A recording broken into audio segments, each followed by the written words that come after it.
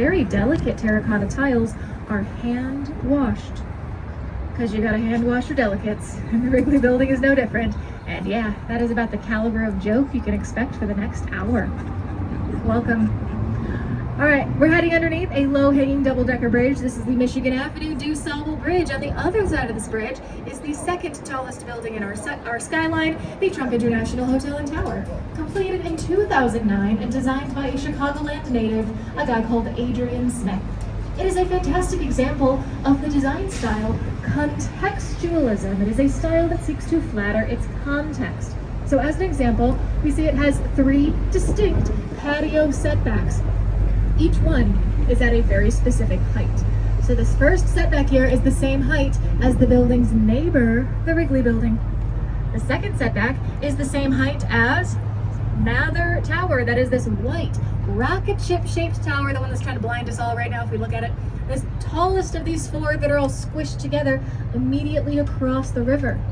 And the third and tallest setback, it is the same height as this building's neighbor on its other side, this black box tower called the AMA Plaza. So it is contextualizing, flattering its surroundings. Now this black box tower here, the AMA Plaza, was completed by Ludwig Mies van der Rohe. Mies van der Rohe is a very influential architect, considered the father of modernism, more specifically black box modernism. Now, Mies van der Rohe was a part of the Bauhaus school. He really championed the idea of design as purely purpose-driven. So important because of its functionality, and beautiful because of the precision it takes to achieve that. And we are, of course, going to dive into the history of the black box in Chicago because we have so many of them, but we're going to do that later. Because right now, I would like for us all to gander at these 2 absolutely wacky corncob towers next door. These 2 towers are part of a complex called Marina City. Marina City, completed in 1967 by the architect Bertrand Goldberg. He was actually a student of Mies van der Rohe, but he considered himself to be more of a social scientist. He wanted Marina City to be a city within a city, a place where residents could live, work, be entertained, all within one complex. And his goal was to attract more residents to the city center. It's because at the time, this river stunk really bad. Nobody wanted to live downtown, and Goldberg wanted to change that.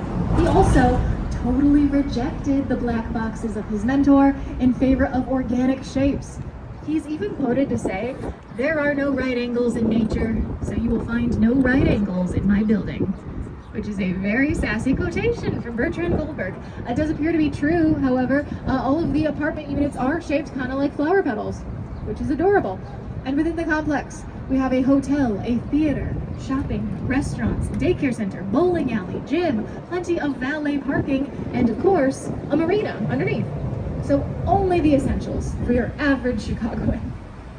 And I do make fun, but Marina City was actually at the front of this trend. A lot of these apartment buildings we have nowadays naturally include those luxury amenities, but Marina City did it first.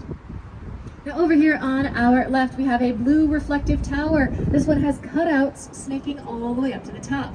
This is 111 West Wacker. It's actually had a pretty interesting journey.